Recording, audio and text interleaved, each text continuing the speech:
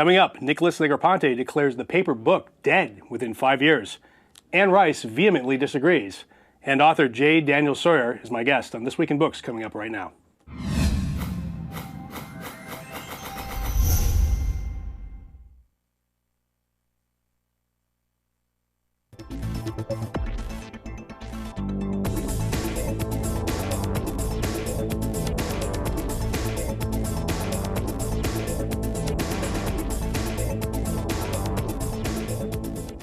Welcome to This Week in Books, number 20. My name is Mark Jeffrey. I'm your host. First of all, before we start the show, I'd like to thank our sponsors, Storm On Demand at stormondemand.com. Storm On Demand provides all of the hosting services for This Weekend. All the video you're watching right now comes out of their services. You can learn more about them at stormondemand.com for all your cloud hosting needs. Please use stormondemand.com. We love them. We use them. They're awesome. And I'd also like to thank TriCaster, tricaster.com. We use the TriCaster here at This Weekend. They're fantastic. Can't recommend them highly enough. So I suggest if you're doing a web television show of your own, you check out TriCaster. So I'd like to introduce my guest. We've had many great published authors on this show. We've had Margaret Atwood.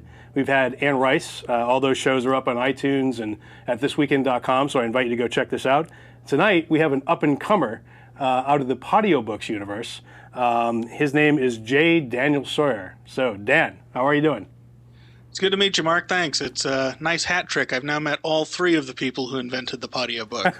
Well, actually, I have to give credit where credit is due. Evo Terra is the guy who actually got T. Morris. Okay, well, let me say, the podcast fiction book. Yeah, podcast fiction. Is it not hip to call them Podiobooks anymore? Or? I don't know. Different people, different nomenclatures. Got it. Okay. Yeah. Well, so just to be fair, Evo Terra, he was a guy who actually runs Podiobooks.com, which is in fact where I did get my start. And best-selling author Scott Sigler, who was on the show last week, actually, New York Times best-selling author, and T. Morris, who now has a book deal with Philippa Ballantine. Doing it. It's a steampunk novel. I don't know the details. Yeah, Ministry of Peculiar Occurrences. I've read it. It's got potential. I think it's going to have legs. Oh, fantastic. Yeah, I can't wait to read it. I've not read it yet. Although Philippa, or Pip Ballantine, is out plugging Geist right now. So Geist, which launches next week, if I remember correctly. No, it's out. You can actually... Oh, it's out. It's actually out. Yeah. Nice. So I talked to Pip briefly about it. So she's very excited, a little nervous, as we all get, like, when that date actually comes and your book goes out, you're like, yeah. God, I hope it sells, but you don't know, So it's kind of it's both exciting and terrifying at the same time. So I want to read to read a little bit about you so the folks know who you are and what you've done. First of all, you have a Parsec finalist novel, Predestination Book 1 of the Antithesis Progression. It's a science fiction spy thriller about the former U.S. National Security Advisor, the people who are hunting him in the interplanetary war. His defection inadvertently starts. So that's awesome. You're also the author of the Parsec-nominated Sculpting God, which you bill as bedtime stories for adults. And also, you're the author of the Parsec-nominated Down from 10. And Philippa Ballantine, once again, says this about your book: you need to listen to Down from 10, the podcast novel that will cut you with its beauty. Which is actually a really kind of a gorgeous sentence, actually, when it's she's really generous with the blurbs. It's very nice. Yeah, so I was actually it's actually one of the blurbs I've been most impressed by recently. So congratulations, both to you and her, actually. Thank you. And Pip, of course, is the award-winning author of Geist, Chasing the Bard, Digital Magic, and Weather Child. So first of all, congratulations. Yeah. I'm sorry, I was thinking there's another one in there, but there may. I don't. I think I got them all. But anyway, so anyway, congratulations. First of all, on your 3 Parsec nominations. That's fantastic. I've never been nominated. Just to be really clear. Although I was in very early, I've actually never been nominated for a Parsec. So I'm jealous. Were the Parsecs around when you were podcasting Pocket and the Pen? No, they weren't yet. They actually weren't. Okay. It was a little early, but they were around when I did Two Travelers. So the second book. Oh, okay. So and I didn't win one for that, but that's all right. I'm not complaining much. Anyway, so so you are primarily at this point a podcast fiction or podiobook artist, correct? Right. For the most part, I've got a few short story sales under my belt, and then I do a lot of freelance nonfiction writing. But as far as the novels go, they're all circulating around New York right now. Really? The occasional rejection letter filters back. Okay, we're going to talk about that in a second, because I do want to get into where you're at in your process and your quest for Okay. To get them published by the big New York house, as T. Morris always likes to say. So, interestingly enough, your podcast fiction, you produce it with full voice cast. You actually do it very much like T does. T. Morris. Yes, full voice cast, full soundscaping. I have a composer who writes original scores for them. So it's as much like an audio drama or an audio film as you can get without cutting the narration out. Now, that's very interesting because the only other person that I'm aware of in our little universe who does that is T. Morris. Am I correct? T did that with Billabub and then Moravia. Kind of, sort of with Moravia. He did it with the reboot of Moravia. That's my With the reboot of Moravia, that's right. So, so having done this myself, I know that is an insanely laborious process. How long does it take you to produce an episode? Around 20 hours. Good God. See, I was complaining. Mine took me about like 2 hours per episode. Like for 45 minutes worth of audiobook episode, it was like, well, the recording of it generally took me maybe an hour and a half, and then it was like an hour and a half of fiddling around with it and editing it. And I actually added bed music underneath mine, so I quote unquote, I didn't do original scoring, but I purchased music and put it underneath, cut it and put it underneath the actual narration. So it was closer to what you've done than probably anyone else other than T, in my opinion. Right. So, and that was a pain. That was a serious pain. So I salute you. I've been doing audio-video production since 1999, and so I have all the equipment. I've got. I had a stable of actors, and now I've got all my friends in the Audiobooks community who all want the screen time so that people notice them. So it's very nice. We do labor trades and that sort of thing, and it's fun. That's fantastic. So I basically make them that way because they're what I would like to hear. So I have to ask you a question. So you have this great collection of books behind you, and I always am curious about what's on people's bookshelves, and I can actually see yours in my universe, in my opinion.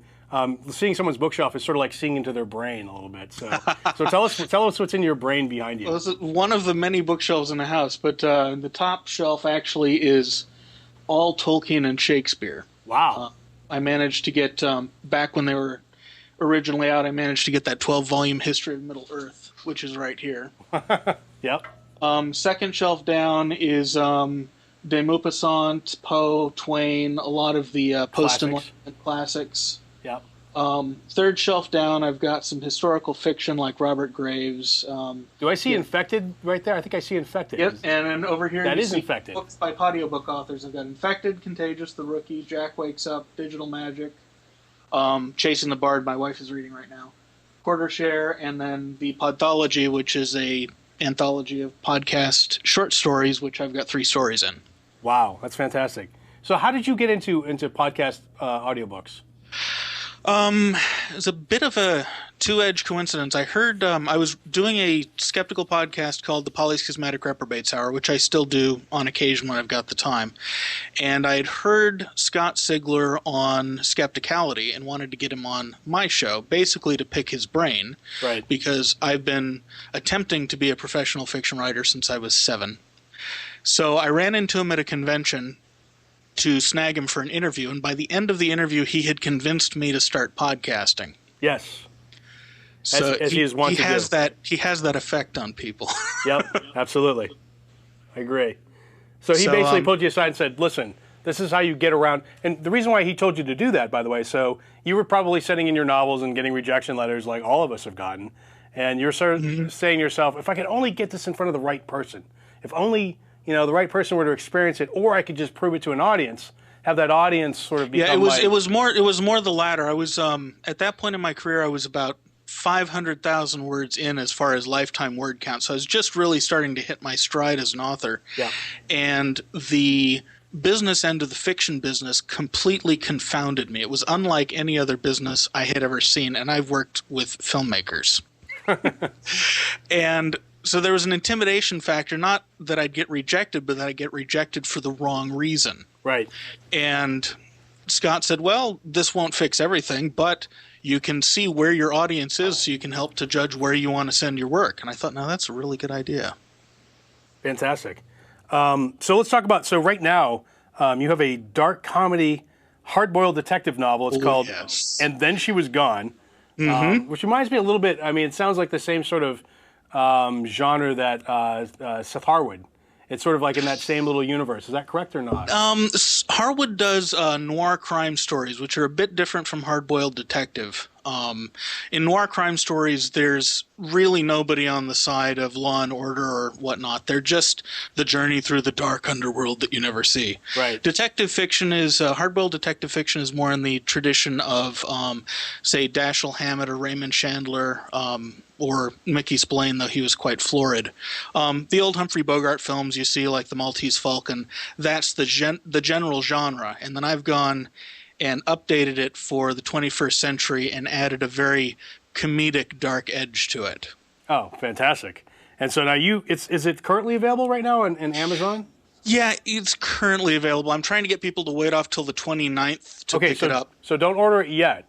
Wait until October 29th, because people may... Unless you'll forget between now and then. If you'll forget, go now. It's on Amazon, Smashwords, Barnes & Noble. But if you can wait till the 29th, go then. That way we can bump me up the bestseller list a bit and get noticed by people outside the community. So let's talk about this, because a couple of other authors have talked about the Amazon rush, which is sort of a typical audiobook author technique. So when their book actually comes out, either it gets published by a publishing house or they self-publish it as an ebook or whatever, what have you.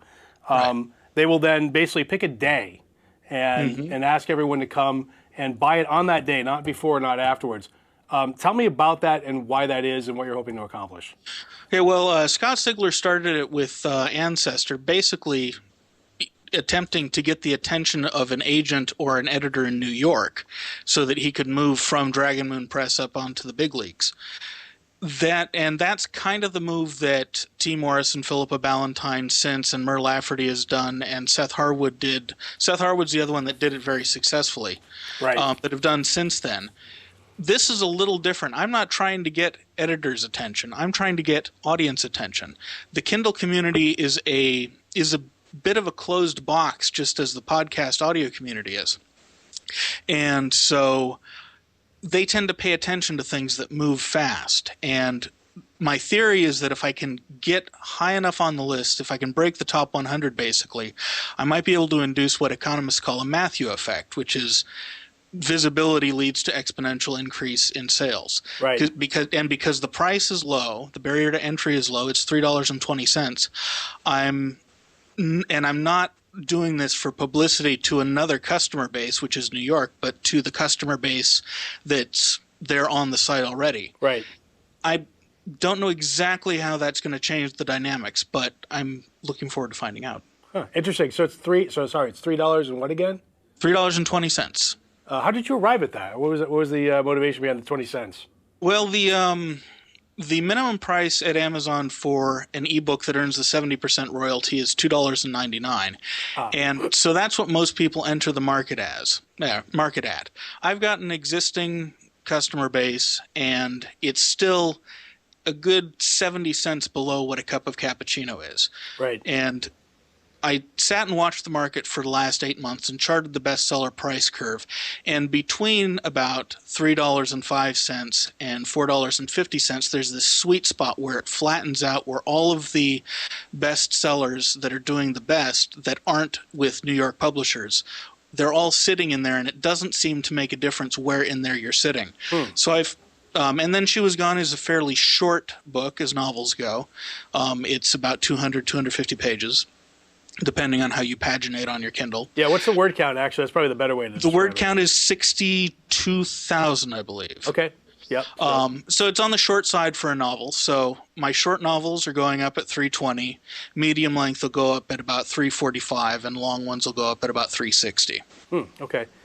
Question for you. Actually, this is something I myself am interested in. Do you know if, so if a book is up for pre-sale for several months before it launches, do pre-sale sales count towards the rush on the date that it's released, or are they It depends entirely on who your publisher is. If you're with HarperCollins, right? That's correct. So I would check with your editor, but I believe in your case it will. Oh, that's fantastic. If you're with a POD press, I don't believe it does. Interesting. So most small presses, it won't make a difference on. Okay, cool. Good to know. I will definitely be checking into that. So let's talk about you and your move towards. I assume you're trying to get the attention ultimately of the New York publishing houses. I'm assuming, is that correct or not? Well, that would be nice. Yeah, that's what I thought. I essentially want to. My focus is much more on the money. Yeah, well, I have this terrible disease where I have to write. No matter what I do, I always come back to writing, whether I have the time for it or the money for it or not.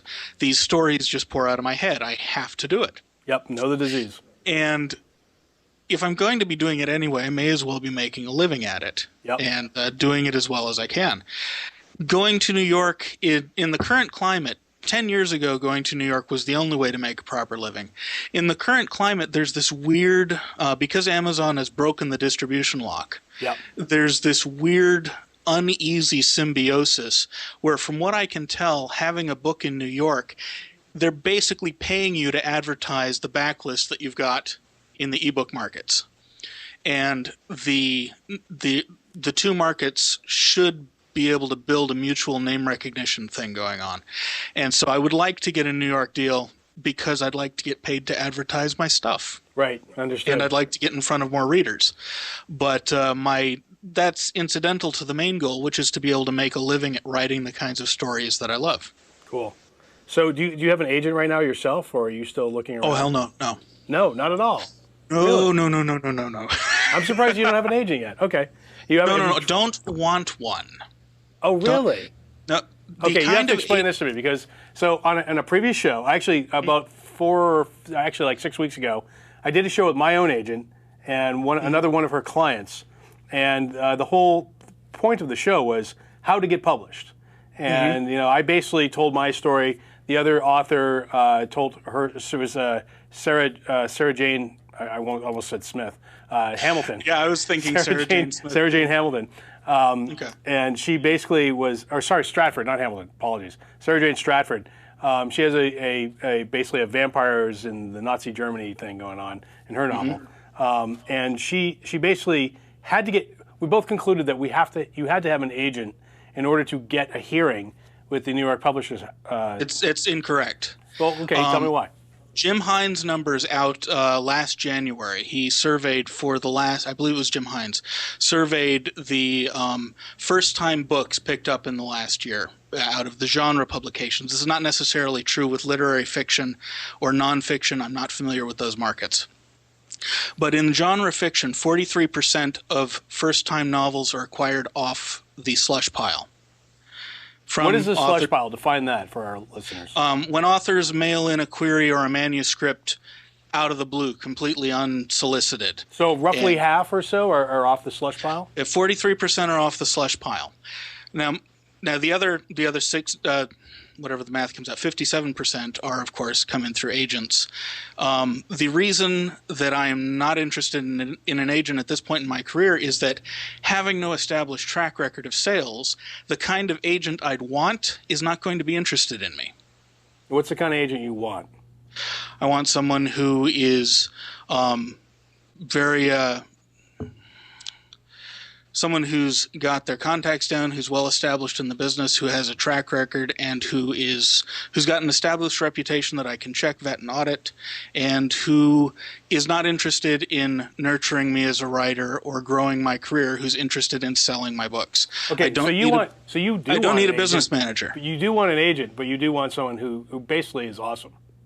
Right, someone on the level of an Ashley Grayson, that kind of area, and agents of that caliber have a good established client list. They're not interested in newbies unless they see bestseller written all over them. Right. And the kind of agents who I have gotten interest from, even when they're at established houses like Jabberwocky, are really just too green for me to be interested in dealing with. And part of this is I'm jaded because I've been working in the entertainment industry. So I know contracts, I know negotiation, I know how to use a lawyer. So a lot of the things an agent would do for me I don't need.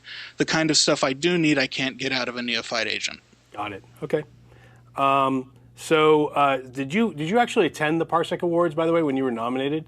No, I have not made it to Dragon Con yet. But you've been nominated 3 times, and one time you were a finalist. So you are loved by the Parsec community, clearly. Evidently. So, do you plan on going I guess, why didn't you go? It's expensive. I'm in San Francisco. They're in Atlanta. I live in a little 2-bedroom apartment. This is, In San Francisco, that's a lot of money. Well, I'm in the East Bay, so it's not quite as much. But, you got, what, a $500 round-trip plane ticket. You've got $200 a night for the hotel. Yeah, okay. It's not an inexpensive excursion. No, it's not nothing. That's definitely for sure.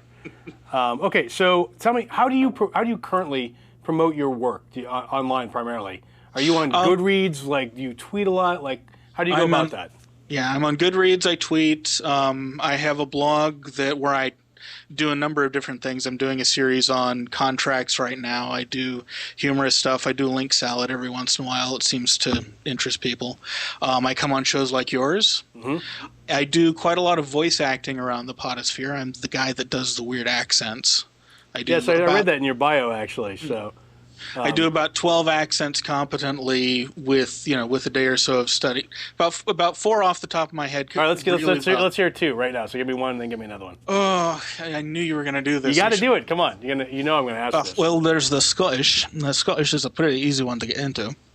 And then there's the Georgian, the Savannah, Northern Georgia accent. And then there's the Southern twang, which is the one I grew up speaking. Yeah. So there's 3. That's well done. Bravo, sir. Bravo. Bravissimo. The most bizarre one I ever had to do was I had to play Nikola Tesla in Philippa Ballantyne's Dreams of Steam and Sparks on Erotica a la carte. So I had to learn a Croatian accent. Interesting. Which is, with nasty, weird accent. I think you and David Bowie are the only people who've ever played Nikola Tesla. You know what I'm talking about. I think he did a better job. Yeah, he did a great job, actually. What was the movie? It was the Prestige. The Prestige. Yeah, it was the movie version of the book. The book was great, by the way. I love that book. Yeah, I've heard about the book. I liked the movie really right up until the end, and it kind of fell apart for me. But I've heard the book is quite a lot better. Yeah, the book is fantastic. So I can't remember the author's name, but The Prestige is the name of the book. Fantastic book. Okay, so so tell me. I got a few more questions, and we're going to move on to a couple other segments. What got you into writing fiction? What was the big thing that sort of pushed you into? Well, I kind of always have written fiction ever since I first saw Star Wars in utero.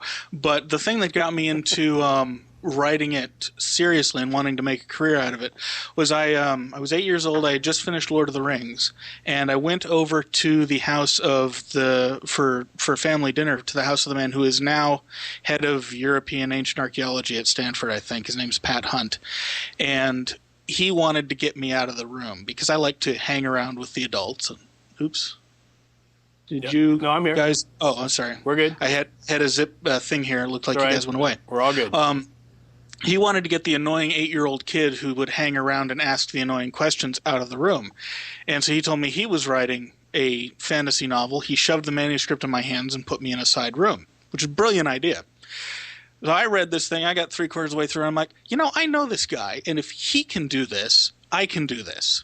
Not realizing at the time that he had 2 PhDs under his belt and an IQ of about 190. Right. I'm 8 years old. I'm arrogant. I've got no idea. So I pulled out a yellow pad from his desk drawer and I started writing my first novel. And I haven't really stopped. Fantastic. Okay.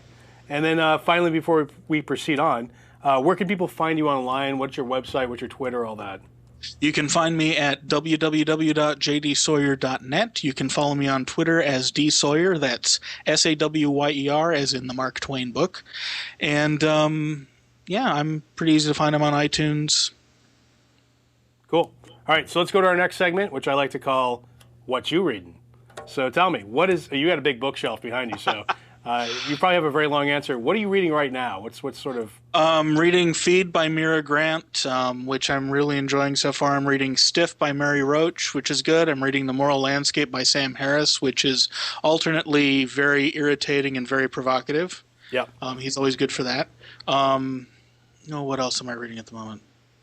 Well, that's 4 books. 4 or 5 books, something like that? Those are the 3 that I'm working most aggressively on. Now, do you sort of skip between all those, or are you sort of... Yeah, I keep one in the bathroom and one on my e-reader, and just depending on where I'm at when I have time to read, that's what gets read. So are you a Kindle person, or are you just a No, I didn't get the Kindle because it's format locked. I wound up getting a Sony e-reader just What because do you mean by format locked? What is that? Oh, because you can't, like PDFs. you can only read Kindle files on Right. it. You can't, like, if you have an EPUB or a PDF, you can't throw it on the Kindle. You have to send it through a conversion program at Amazon. Right. And I don't quite like the idea of Amazon being able to delete my books through the cloud. Yeah, that's a bit of a problem. I agree with that. Yeah, That bothers me. I have a Sony e-reader which is less expensive and reads more formats, so it suits my needs better. So for those people who don't know, actually, I think this was like 5 months ago at this point.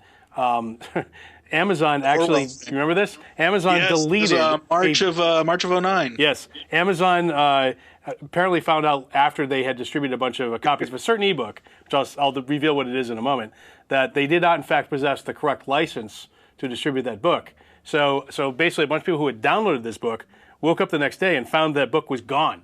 It was no longer in their Kindle, and they no longer owned it, even though they had purchased it. And that book, that such a Orwellian thing had happened to, was actually 1984. Yep. So, which is just, if it couldn't have been more ironic of a book for that to happen to. So, yeah. Since then, I think that was a very huge embarrassment for the Kindle, because of course that can't happen with a physical book. Unless Jeff Bezos sneaks into your bedroom at night and steals the book off your shelf or something. And then we'd have larger problems than just international rights snafus. Okay, so let's move on to our next segment here, which is the news. So the big news, actually, this week, for me anyway, personally, one of my favorite authors is a guy named Stephen R. Donaldson.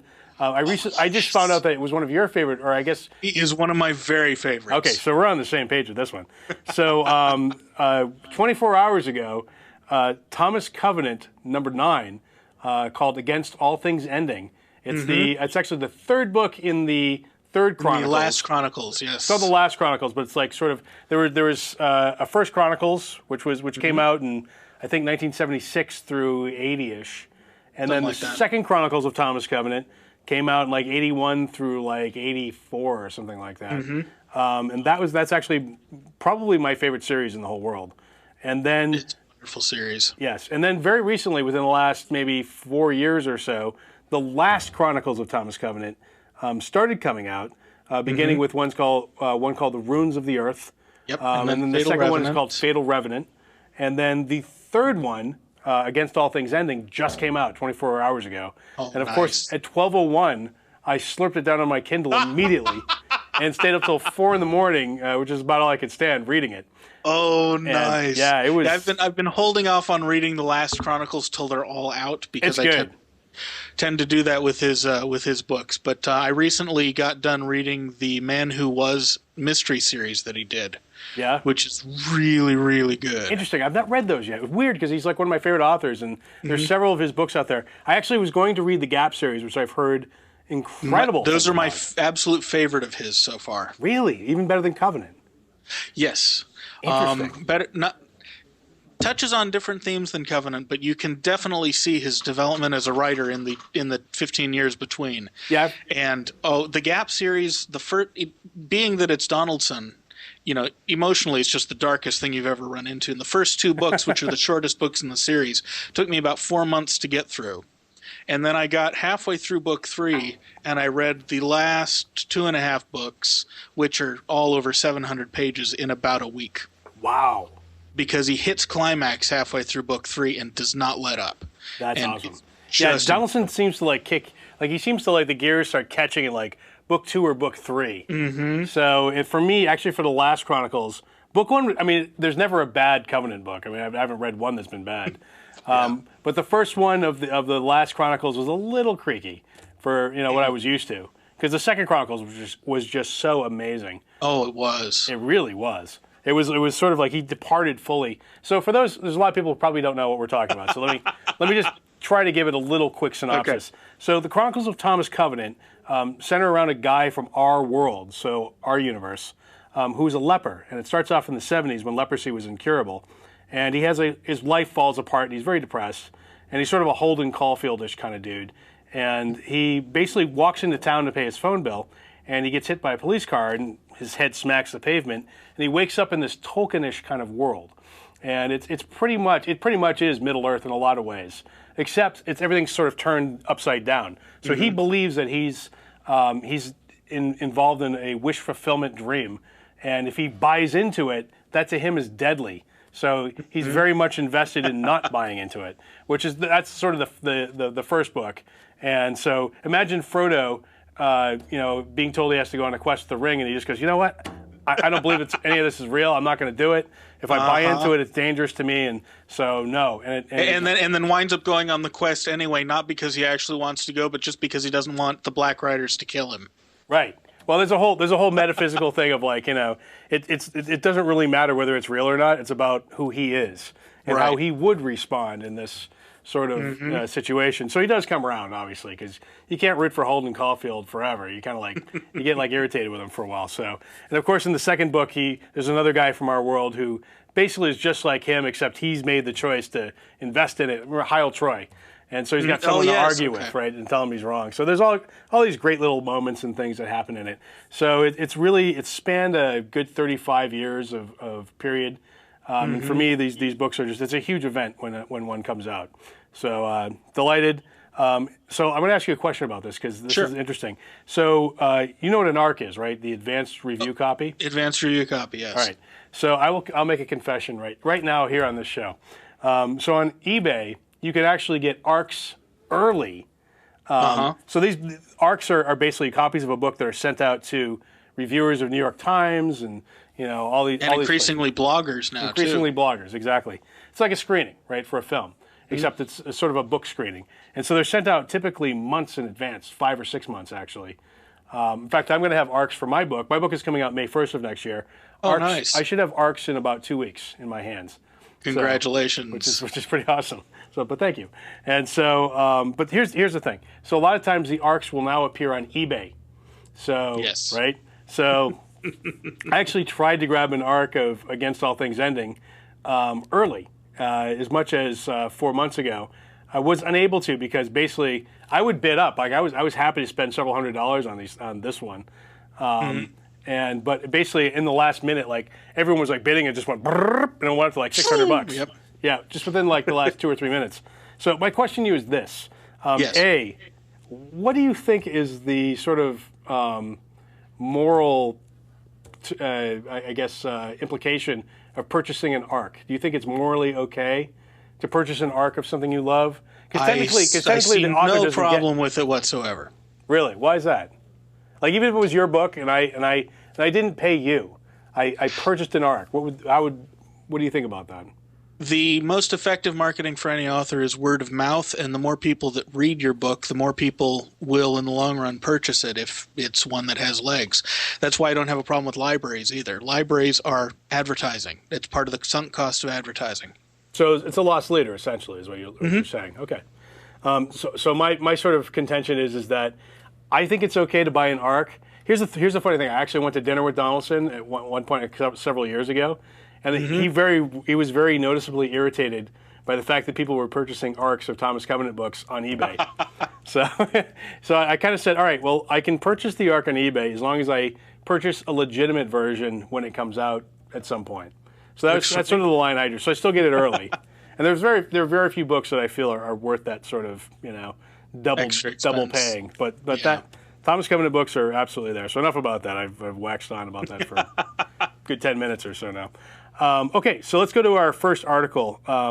Will physical books be gone in 5 years? So this article ran about 3 or 4 days ago on CNN.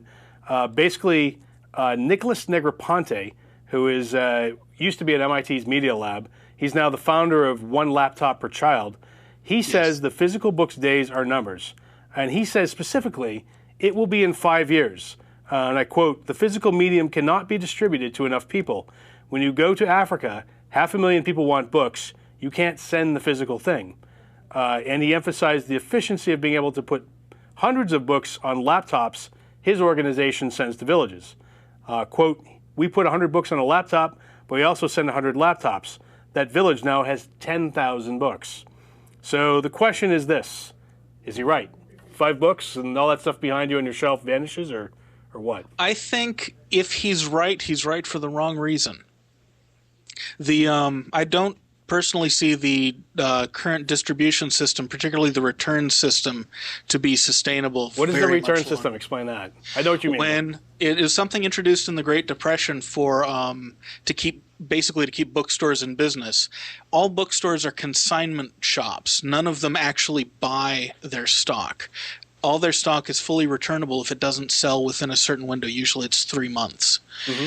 And that means that well, it's a long story, but the net effect is that for every 2 books printed, 1 is pulped and 1 is sold on average across the publishing industry. It's a hugely expensive way to operate.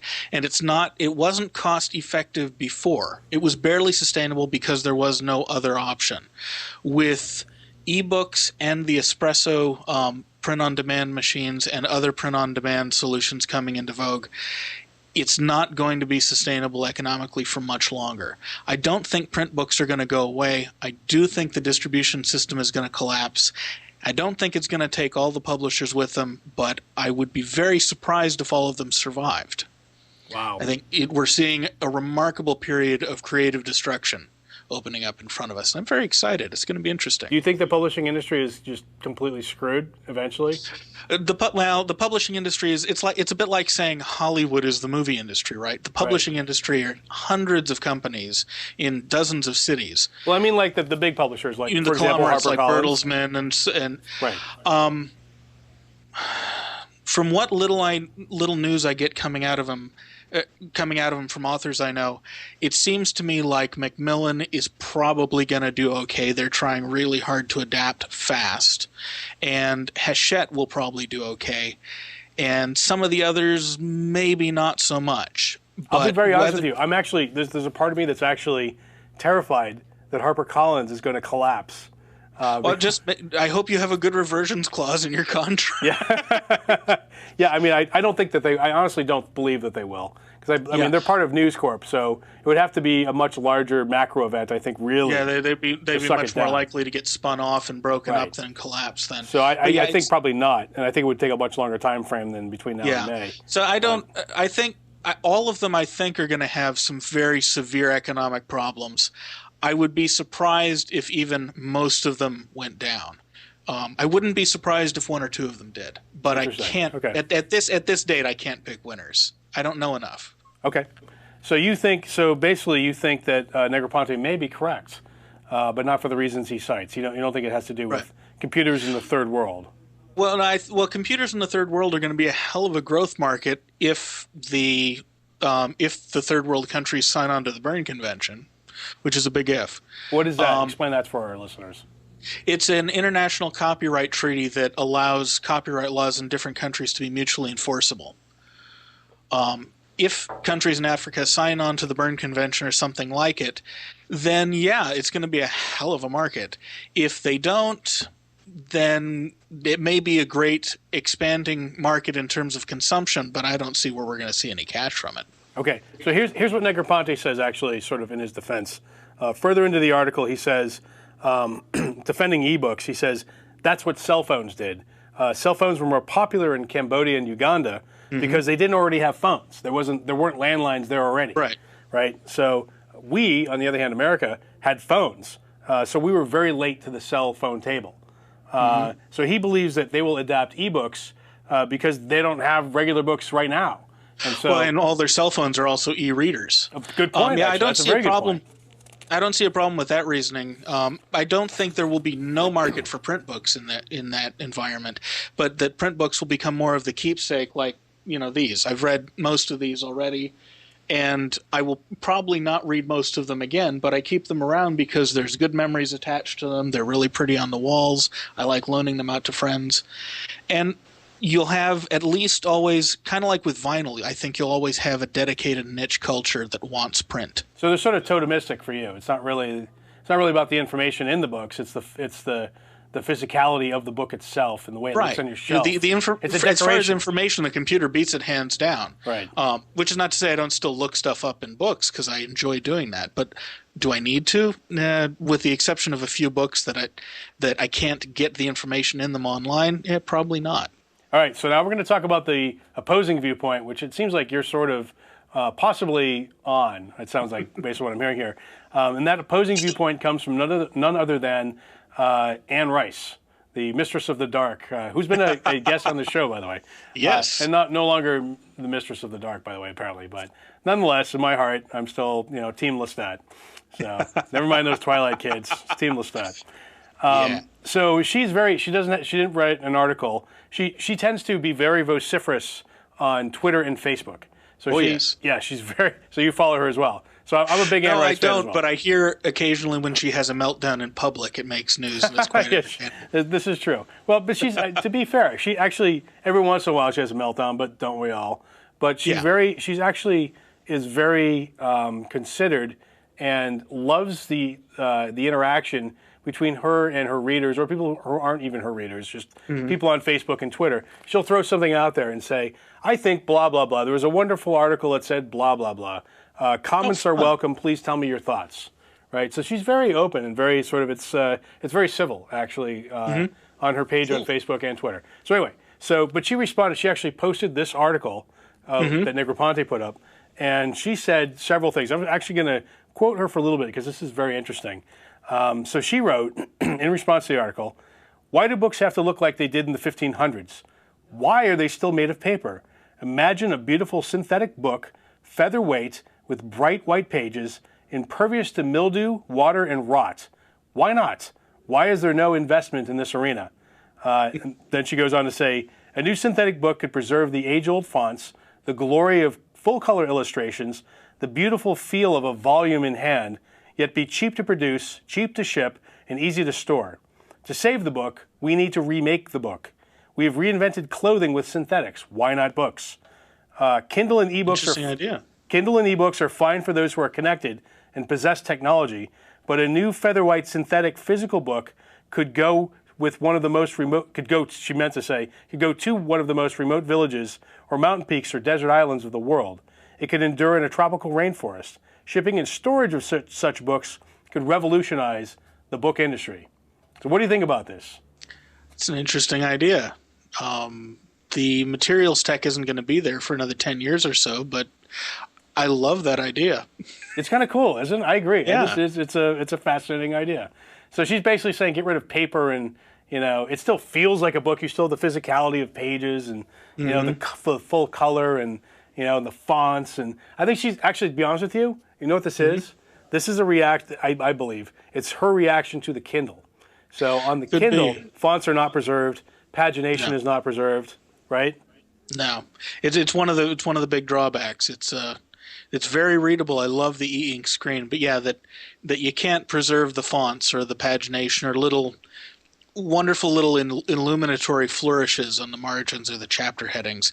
That bugs me, and it was driving me nuts when I was laying out and then she was gone for the ebook markets. What formats have you prepared it for? I've got HTML, PDF, Kindle, EPUB. I think I've got it in rich text as well. Okay. So devil's advocate, on the iPad, you can preserve fonts. You can preserve pagination. Yes, I've heard about this. Yes. I haven't figured out what I need to do to lay something out for the iPad yet. That's next month. And by iPad, we're talking about the iBook store. iBook store. So you can, all those things are preserved in the iBook store. It looks wonderful. It feels the way it should. Actually, I think Apple got that part of the iBook store right. Where they floundered and where they fumbled the ball is in the actual the selection they have. It's very small. Anytime I went to go look for a book, for a while there I was trying to not use Amazon and not use the Kindle. I was trying to use just the iBook store, and I found that I could not because the books that I wanted to read were not available. Yeah. So requiring DRM is also a bit of a faux pas on their part. It actually does not make my heart all warm and fuzzy. Well, but Amazon does the same thing. So you're No, Amazon allows you to opt out of DRM. As does Barnes and Noble. I'm sorry, you're correct. I forgot about that. You are correct about that. But Apple will not even allow Cory Doctorow's books through Tor with the endorsement of his publisher to be published without DRM. Wow. Okay. Which is a big mistake, I think. I agree. Well, it's typical Apple, though, right? It's Steve Jobs. It's one of the quintessential ironies of the universe is that they equated IBM with the Orwellian state in 1984 in their opening ad. And now they've become have become the that thing they which hate the they were most. pillorying. Yeah. Yes. Okay. So bottom line, you think that Anne Rice has an interesting idea. Yeah. You're probably more in line with that than you are with Nicholas Negroponte. I think Anne Rice's idea is wonderful, and I'd love to see it. I think from what I understand of materials tech, it's not feasible yet. That we need a few more years of development particularly in carbon nanofibers and whatnot before you can get cloths that will be both have those properties and be inexpensive enough to be in a book. Got it. Okay. All right. So let's move on to our next story. This one, Borders launches $89 and $199 ebook packages for self-published authors. You didn't know about this, huh? I haven't heard about this one, no. So I'll read a little bit of this. Borders has entered the self-publishing fray, competing with Barnes & Noble, Amazon, and Smashwords with the new Borders Get Published program for ebooks. The program is driven by the Book Brewer publishing platform. Starting on October 25th, writers can publish and sell ebooks through the Borders ebook store, as well as other partner ebook retailers. Borders hopes that both bloggers and self-published authors will use the service to publish their work. And there's two tiers of pricing. As I said, $8.99 or $89.99 and $199.99.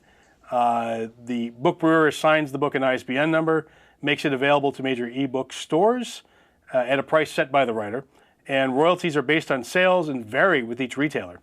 And the higher price package comes with a full version of the EPUB file that authors can share, like yourself, can share with friends, family, press, and submit to other ebook stores. So, what do you think about this? Where does this, especially for you, who's basically very involved in self-published ebooks, what do you think about Why would I pay $89 or $119 for a package when I can do all of that stuff for free in all the other major markets, and I can buy my ISBN through Smashwords for $10? Is it because, I don't know, that's actually a very good question. Particularly when the only thing I get out of it is access to the chain bookstore that is dying. That is in terrible economic You mean straits. Borders itself as opposed to Yeah. Yeah. Not that I wouldn't love to be in Borders. It's nice to have as wide a market presence as you want, but that's a bit of a barrier to entry when all their competitors have a $0 barrier to entry. Good point. Can't really argue with you on that one. Yeah, I think they're basically just trying to get into it and stick a straw into what might be a revenue stream. And probably being foolish. Yeah, nothing wrong with that, but you're supposed to make the revenue off the customers. I know, not weird that. Off the suppliers. I know. Well, this is an old story, right? Of people who are trying to look at artists in some fashion and try to get them to pay for consideration. Actually, weirdly enough, I believe the technical term is scam. Yeah, I think you're correct. It's sort of like Jason Calacanis, who's also a partner in This Weekend, he started a thing. He started a thing called Open Angel Forum, and he started it as a reaction to these angel syndicates who were charging entrepreneurs to pitch. So the rich people were charging the poor people to come and present their business plans. Oh boy! Right, which is sort of that's the same scam, just in the electronic entrepreneur world. Well, it's a revival of the old patronage model. That's how medieval and Renaissance crime families did business, right? You pay for access to beg for favors. It's absolutely ridiculous. Totally anathema to an open marketplace. Completely agree. Okay, so let's go to our last news article. Article is about a handwritten Dr. Seuss book that's up for auction. I saw Did you see this one? Yeah. Yes. So basically, there's a handwritten Dr. Seuss book that's up for auction by a guy named Nate D. Sanders. The manuscript began almost 40 years ago. Dr. Seuss wrote the first 7 pages of what was to be a 19-page manuscript, and his assistant completed the job. And they decided for some reason not to publish it. The story focuses on athletics, and a typical line from it is, "All sorts of sports. Shall I play checkers, golf, croquet? There are so many games there are to play." So many games there are to play. So yeah, so typical Dr. Seuss rhyming thing. So it was a big sports thing, and you can see some handwritten notes from Dr. Seuss saying, "No, I don't like this. This is like painting the athlete in the wrong light," and blah blah blah blah. so here's a question: is that I was surprised to see that it was only being auctioned for $1,000. Does that seem low to you? I mean, it seems low to me. Well, is that the opening bid, or is that what it actually sold for? No, well, the bidding is still ongoing, but even as an opening bid, I would think, it's Dr. Seuss. This is like some nobody. This is Well, on the other hand, it's Dr. Seuss, so and it's handwritten. Well, right. But I mean, on the other hand, it's Dr. Seuss, so you could start the bidding at 0 and you'd still get several $100,000 out of it. Yeah. And you start the bidding low, you get more press. Interesting point. Hey, so you think it's a press maneuver? I think so. Interesting. Okay.